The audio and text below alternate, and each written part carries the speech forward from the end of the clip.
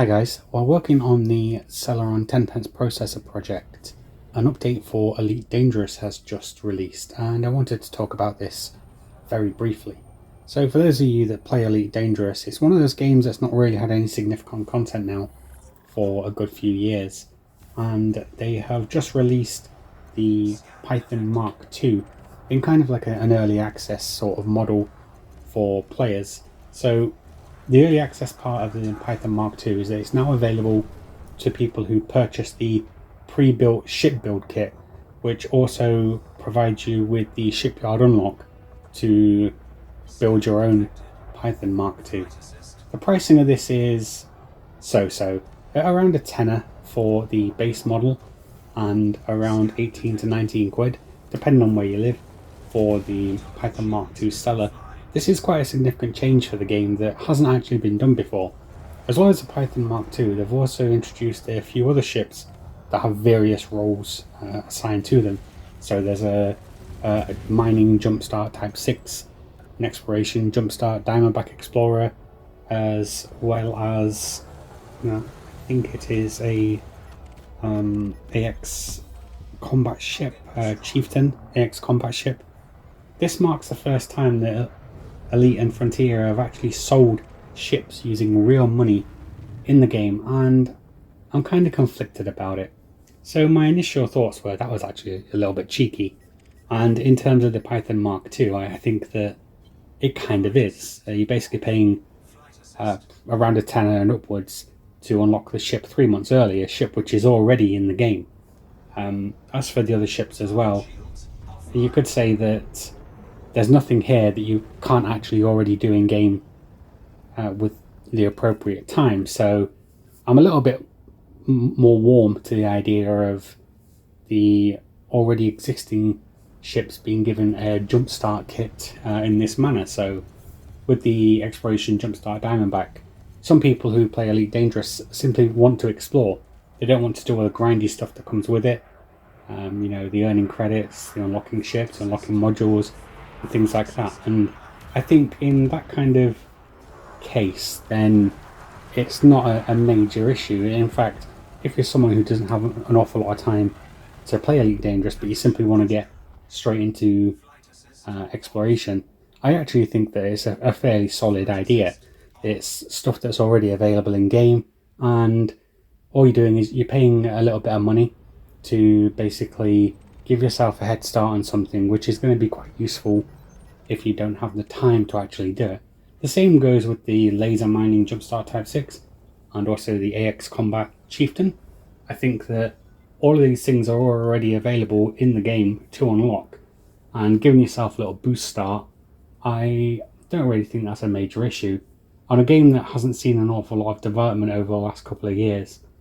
And I'm of the opinion that if this means that more work is actually done on the game, then I can't really see much of an issue. You don't have to buy it. This is the point. You don't have to buy these jumpstart kits that they're selling. You can already earn them in-game with a little bit of time. And if you don't have the time, well, you can buy one of the jumpstart kits and be on your way. I think that my only real, perhaps, point of contention here is the way in which they've released the Python Mark II.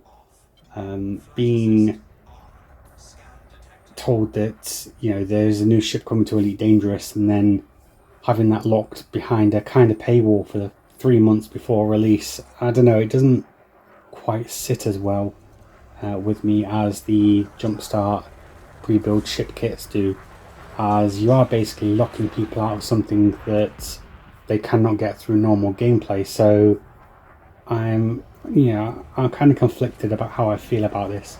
On the one hand, Elite Dangerous remains one of my favourite games of all time, and I want more development to continue on with the game. And if spending a little bit of money every now and again to help towards ensuring that more development is made on the game, then that's something I would do gladly.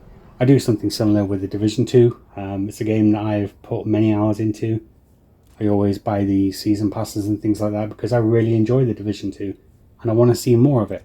So that's my kind of rationale for spending a bit of money on the Elite Dangerous pre-build ship kits.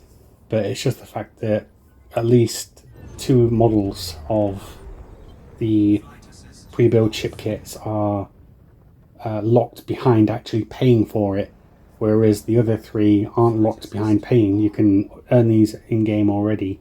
I don't think quite sits right with me. I appreciate that it kind of sounds like I'm sitting on the fence a little bit with this. This is something I've had a bit of time to think about.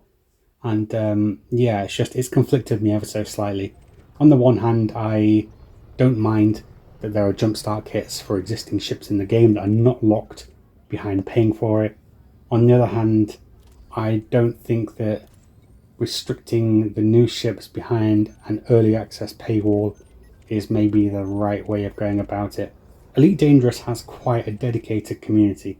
The numbers might not be there as they were, say, 9-10 years ago, but the community to the game is quite dedicated. They're borderline fanatical. I mean that in a good way. And this just, it kind of plays a little bit on the fact that we've not really had any real update, any real significant updates for a couple of years, and now there's something here and it's kind of locked behind paying for something in game. So yeah, it's been a bit of a conflicting sort of stance for me to think about, and yeah, so I just wanted to sort of put my initial thoughts out there. I don't mind the jumpstart ship kits for stuff that's not locked behind the Python Mark II paywall. I appreciate that not everyone's going to like it, but in regards to at least 3 of those pre-builds, this is something that you can simply vote with your wallet and not buy, but some people who don't have as much time as others might find it quite useful. So I have no real objection to that. My main point of contention is locking the new ship behind a paywall. Yeah, I don't know. I'm still kind of conflicted on it. I think that overall, I can just about accept it if the money that's being earned towards adding these ships goes towards making more content for us in the future. Elite Dangerous is one of those games that's really suffered, I think, the last few years of not seemingly having an awful lot coming out for it. So I would like to see more of it, as the rest of the Elite community would. So yeah, it's a new update, it's a new ship. I've tried the new ship, I really actually like it. I'm just a little bit conflicted with the way that Frontier are going with the new ships, and I hope that at least in regards to the Python Mark II and sort of locking ships behind a paywall for a while, I hope that that's not really going to be a thing going forward. Of course, you can get the Python Mark II for free when it launches officially in August. If you want to use a Python Mark II right now, then you have to buy the sort of early access pre-built ship kits, which will cost you between 16,500 arcs and 33,000 arcs. I'm just going to quickly see how much money that actually is in real terms.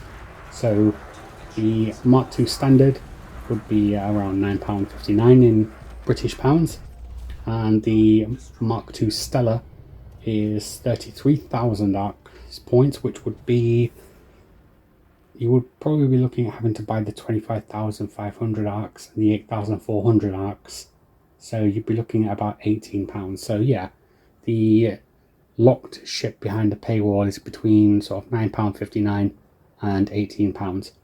But that's all I wanted to talk about really today. If you play Elite Dangerous and you have something to say on it, let me know in the comments. And I'm going to get back cracking on the 10 pence Celeron processor project. And until then, guys, take care. Bye bye.